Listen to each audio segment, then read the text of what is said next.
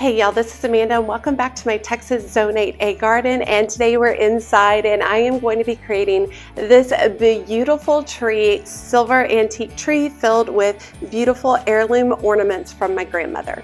I'm also really excited to show you guys a couple of the ribbon techniques that I like to utilize with my tree.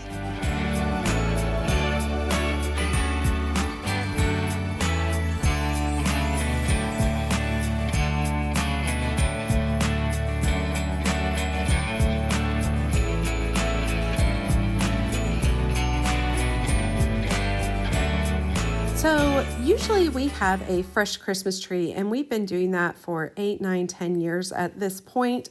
But this year we're going to be out of town for a significant amount of time, and I don't feel comfortable leaving a fresh Christmas tree alone for that amount of time. So I have decided that I'm going to do an artificial tree for the first time in quite a while. You can see me trying to fit my tree ring around the base of this artificial tree, and it does not fit. So I will not be utilizing this. This tree right here I actually got from my friend Kristen, who does a lot of decorating for companies and such. And this is a really nice high-end tree that she's no longer utilizing at any space. And so I was able to purchase this from her. And it is a silver tree, and it has white lights, twinkling lights throughout the entire tree. It is a little complicated to put together regarding the lights. Jeff and I had to work several different ways to see if we could get the lights to light up, because we just kept having this one strand in the middle that wasn't working very well, but we did finally get it put together. Christmas is on its merry way, and for every single child there's a gift on Santa's sleigh, the first flake of snow. Okay, so we are going through and fluffing each individual branch. That is so important to make your tree look amazing.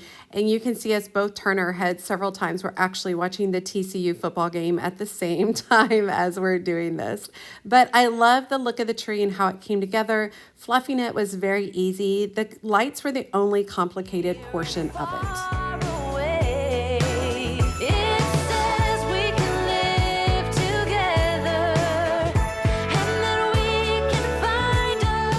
Every year I add ribbon to my tree. I keep the ribbon every year so you can see lots of rolls, so that allows me to kind of reutilize it each year. So right here I'm just doing some basic loops. I'm taking 2 different types of ribbon. One of them has wire, and then the red velvet does not have wire. And then I'm also taking a piece of string. I always use string to secure all my ribbons because it allows me to take them apart so easily at the end of the season. I'm basically just making 1 or 2 loops per set of ribbons, and then I'm just folding them up, creating these beautiful loops, and then I tie them off with the string. And this is the way I go about being able to utilize the same ribbon year after year, and then being able to easily tuck it into the tree.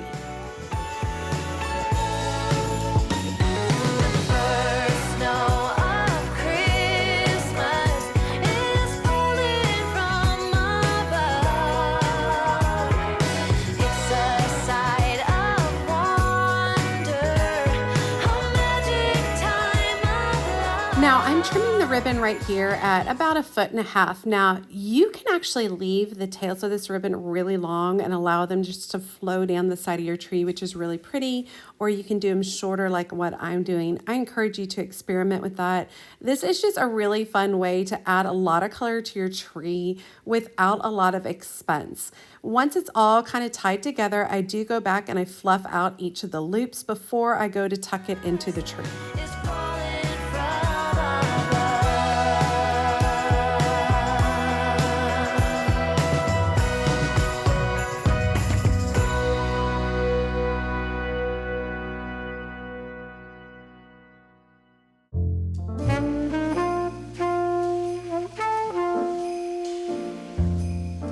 Adding it to the tree is actually pretty easy. I literally just tuck in the portion that is tied and use a branch to kind of wrap it around the center of the bow, and that secures it in place. And then I fluff out each of the loops and then arrange the tails. Very simply done. If you don't like it, pull it out and do it again. That's what's great about it. It's not permanent, so you can make adjustments as needed.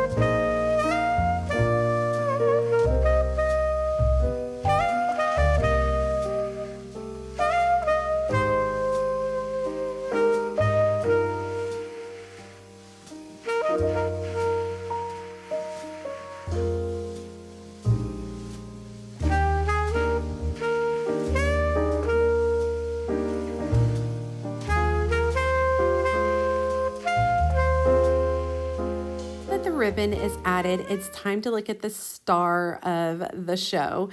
And that is these beautiful silken ornaments. These were all handmade by my grandmother. She would spend all year long adding little details to them with pins and sequins and beads and trim. And my mom tells me that she basically just had a basket right beside her chair in the evenings, and she would just work on ornaments all the time. And she just freehanded these.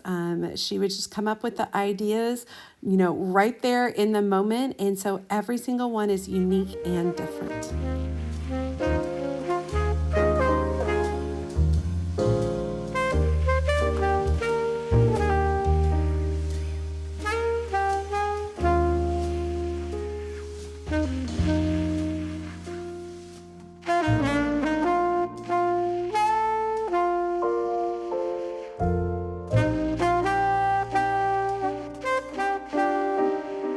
Now, these are the only type of ornaments that I put on this particular tree because they are a treasured heirloom handmade by my grandmother. I really love to give them the opportunity to shine. Since everyone is different, I do have to be careful where I place, like perhaps all the green ones, spreading them out, or all the red and the white. I have thought in the past that it might be really fun to do an ombre effect some year. That was not this particular year, but it is a thought for the future. I like to hang a mix of large, small, tiny, all different ones throughout the entire tree. Some I hang on the ends and some I tuck further back into the branches. Whatever you need to do to create depth is super important for really bringing your tree alive.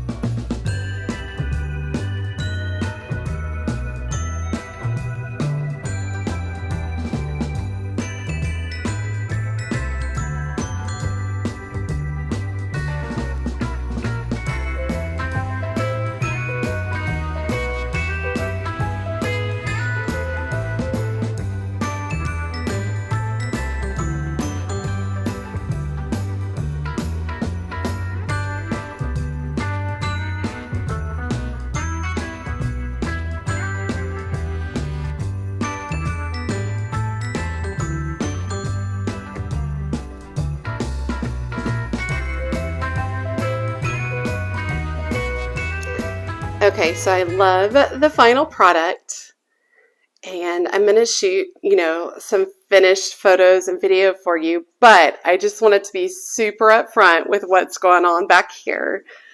For every beautiful room in my house is a room of chaos. We are currently redoing my husband's office study, and so the dining room has become a catch-all for all my stuff, which is what I typically work on in here, but we had to move everything because he had to put his office in here for the time being. And so I wanted to actually show y'all what I have been working on in his office, but I wanted to give you a look of, hey, life's not perfect over here, just so you know. We got Hot Mess Express, and I think everybody has a room like that. Look at Buffy down here. Hey, sweet girl. She loves the Christmas tree. I really, really like the white tree skirt that I put on there. I don't typically do something like white. I typically prefer something a little bit warmer. But with the silver tree this year, I think it is just a beautiful look. But let's go take a look at the office. Now, the office is a mess as well, and I did want to let you know I'm actually doing all the renovations myself. So this is the part that I'm currently working on over here. These cabinets are IKEA cabinets that we've had for, believe it or not, 17 years. They have been at 4 different houses. They've been in multiple different configurations. They used to have shelves that were the full depth right here. So they were the full depth all the way here, and it had bookshelves that went up above. Well, truthfully, over the years, they were really dark, and they were so deep that it was really hard to display. And my husband is one of those, kid at heart men who has all the toys from his youth, and he loves to display that kind of stuff. So what I did is I went in and I took these 4 base cabinets and I attached them together, and I attached them to studs in the back. And then I created this countertop out of 1x3s, and I have one coat of stain currently on it right now. I'm going to put a second coat on, but I secured that. I added trim on the edge, and then I did a trim around the back, and so I got to do another layer of stain, and then it's going to be sealed with a satin finish. And then over here, I have been installing all the plumbing pieces for display shelves. And you can see these were all originally, of course, galvanized silver, and I painted them this black tone. And they are each going to have a board on there. This is a 2x8x4 foot, I believe, right there. And so the two lower shelves are going to be 8 inches deep, and the two higher shelves, which will run the full length of the wall, so 12 feet across the wall, they are actually going to be 10 inches deep. So one of my projects actually today is to apply the second coat of stain and then begin staining all of these shelves. I'm hoping to wrap this project up this week. This is only the first portion of the office, but it will be done enough that he can move back in and I can have my dining room back. I'll be doing another installation over here of some old drawers that a friend gave to me right here. It's just a set of 2 drawers. And I've got they're 2 base cabinets, and basically I'm going to be reconfiguring those to create a built-in. Over here will be the 2 sets of drawers with a matching desk on top, and then we will have coordinating shelves across the top, and that is where my husband will display and work on all his Lego sets. My children are very avid Lego builders as well, so they'll utilize the space. But yes, so the reason that dining room is insanely out of control is because this is what I've been working on. I love to do projects in my house. I am very competent with building. My degree is actually in sculpture, and I like to use tools. I like to figure things out. I like to do measurements. I enjoy all of that. Here's the hardware that's going to go in. And the cabinets were actually a really dark brown, and I painted them this Sherwin-Williams green black. So they're black, but they have just a subtle undertone of green, which I thought was really pretty. I like it better than the dark brown that it was. When we bought these cabinets 17 years ago, the dark brown was really hot, but I love this little bit more of a black tone, and I think it's going to look really, really nice once it's all done. I'll post an update for you guys to check this out, but I wanted to show you what I've been doing in the background.